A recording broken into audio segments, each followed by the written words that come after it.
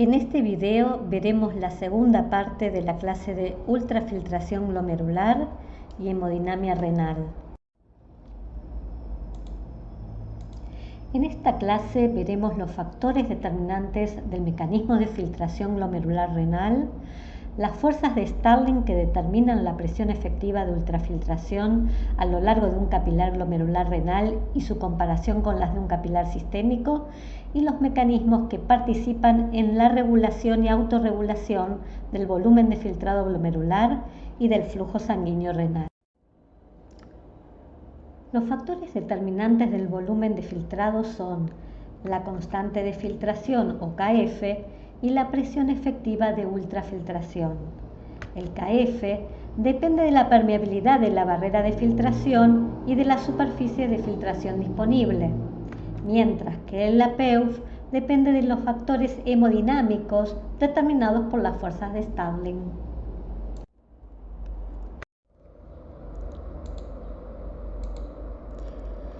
En la primera clase de fisiología renal vieron cuáles son las fuerzas de Starling a lo largo de un capilar sistémico. Repasemos cuáles son. Las fuerzas que favorecen la filtración son la presión hidrostática del capilar y la presión oncótica del intersticio. Y las fuerzas que se oponen a la filtración son la presión oncótica del capilar y la presión hidrostática del intersticio. En el extremo arteriolar, la diferencia de presión hidrostática entre el capilar y el intersticio es mayor a la diferencia de presión oncótica, lo que determina que haya filtración de líquido desde la luz del capilar hacia el intersticio. Mientras que en el extremo venoso, la diferencia de presión oncótica se hace mayor que la diferencia de presión hidrostática, determinando la reabsorción de líquido desde el intersticio hacia el capilar. Ahora veamos qué ocurre con las fuerzas de Starling a lo largo de un capilar glomerular. Las fuerzas que favorecen la filtración son la presión hidrostática del capilar glomerular y la presión oncótica de la cápsula de Bowman, y las fuerzas que se oponen a la filtración son la presión hidrostática de la cápsula de Bowman y la presión oncótica del capilar glomerular.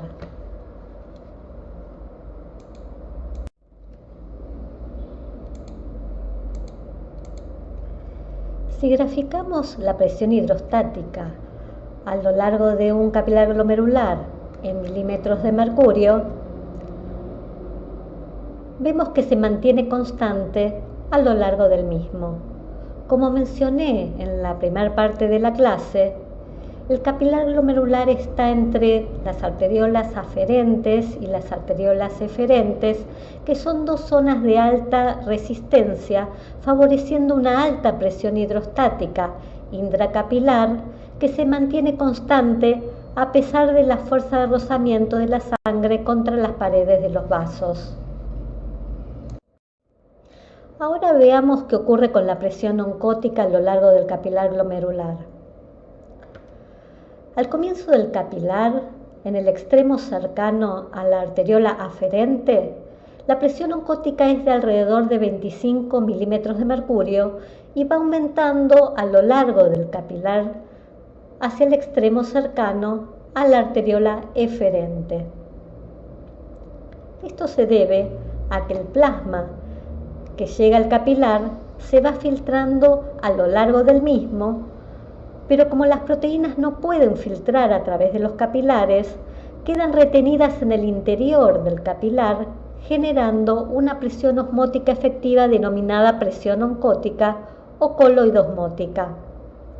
En la medida que el líquido se va filtrando, las proteínas se van concentrando cada vez más a lo largo del capilar glomerular, aumentando la presión oncótica desde el extremo aferente, donde hay aproximadamente 25 milímetros de mercurio de presión oncótica, hacia el extremo eferente, donde la misma es mucho mayor.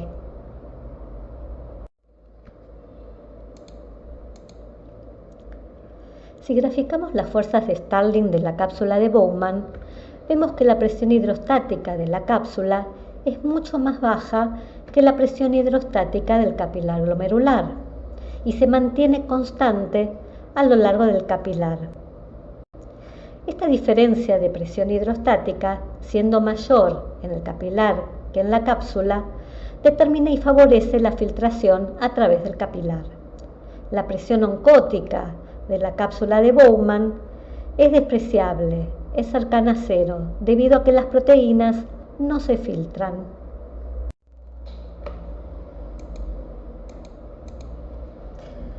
La resultante de las fuerzas de Stirling es la presión efectiva de ultrafiltración, que está representada por el área comprendida entre ambas curvas.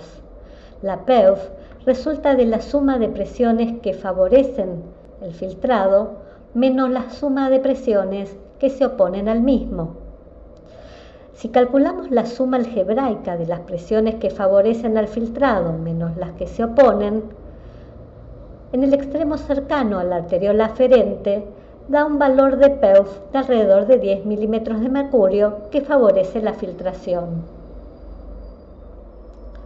Entonces, en el capilar glomerular existe un gradiente de presión hidrostática, que es la fuerza impulsora de la filtración, y al que se le opone un gradiente de presión oncótica.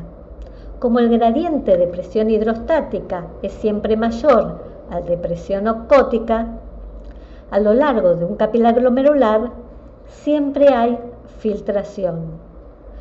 En el extremo eferente, las fuerzas pueden llegar a un equilibrio, donde la PEUF es igual a cero y ya no hay filtración, pero en el capilar glomerular nunca hay reabsorción.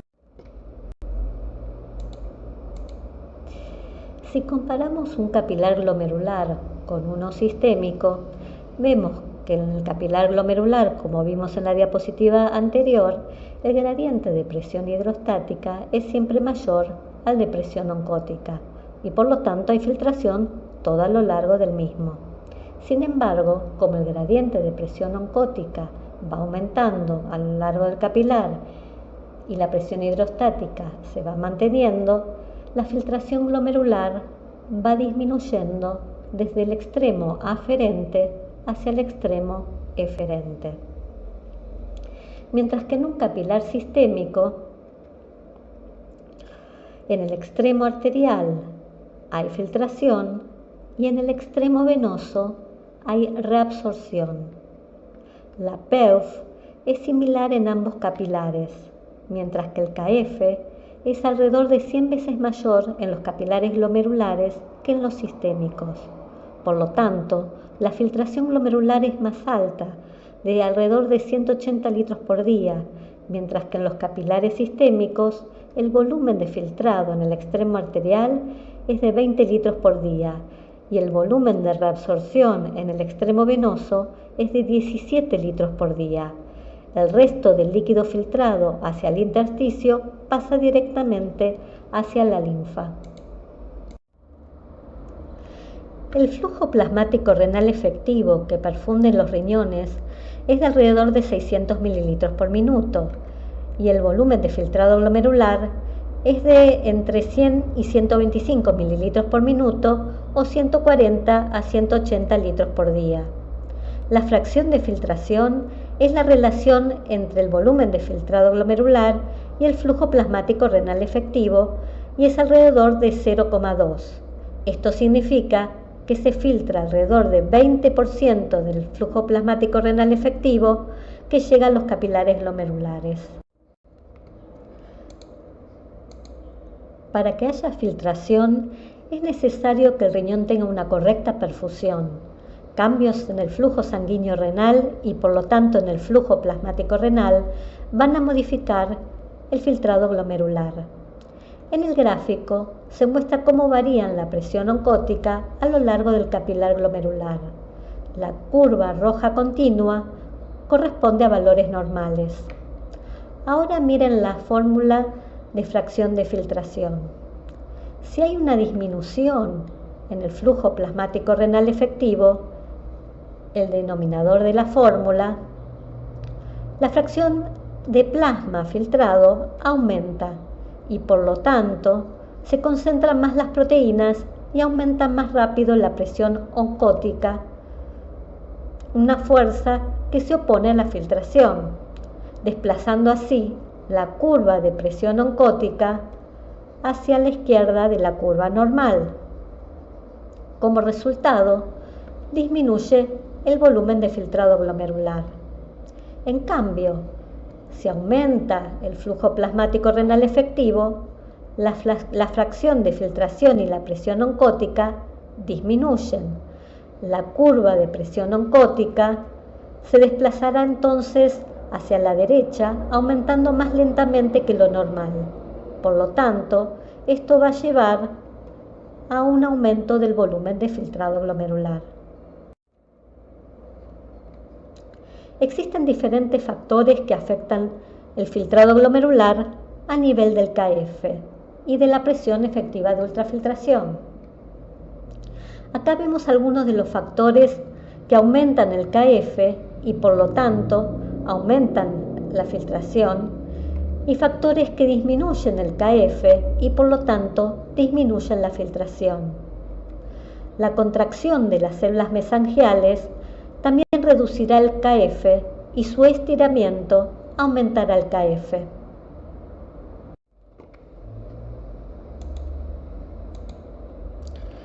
El volumen de filtrado glomerular y el flujo plasmático renal también se regulan a nivel de las arteriolas aferentes y eferentes. Los cambios de la resistencia de las arteriolas por diferentes factores renales y sistémicos regulan la presión hidrostática, el flujo plasmático renal y el volumen de filtrado glomerular. El gráfico representa las curvas teóricas de estas variables en función de la resistencia relativa de las arteriolas aferentes. Ante una vasoconstricción aferente, o sea, a alta resistencia, el flujo plasmático renal y la presión hidrostática disminuyen y en consecuencia se reduce el volumen de filtrado glomerular. Ante una vasodilatación aferente, o sea, resistencias bajas, el flujo plasmático renal, la presión hidrostática y el volumen de filtrado glomerular aumentarán en forma casi paralela.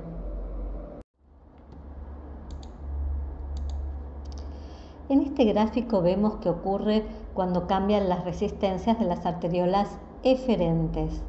Ante una vasoconstricción eferente, el flujo plasmático renal va disminuyendo en la medida que aumenta la resistencia de las arteriolas eferentes. Esto lleva a un aumento de la presión hidrostática del capilar glomerular. Sin embargo, el volumen de filtrado glomerular va a aumentar o disminuir dependiendo del grado de vasoconstricción. Si la vasoconstricción es moderada, entonces el filtrado glomerular se va a mantener o va a aumentar. En cambio, si la vasoconstricción es extrema, entonces la importante disminución del flujo plasmático renal va a incidir sobre el volumen de filtrado glomerular y por lo tanto este disminuye. En cambio, ante una vasodilatación eferente, el flujo plasmático renal vemos que es alto, mientras que la presión hidrostática del capilar glomerular es baja. A baja resistencia eferente predomina el efecto de la presión hidrostática sobre el filtrado glomerular y por lo tanto este va a ser bajo.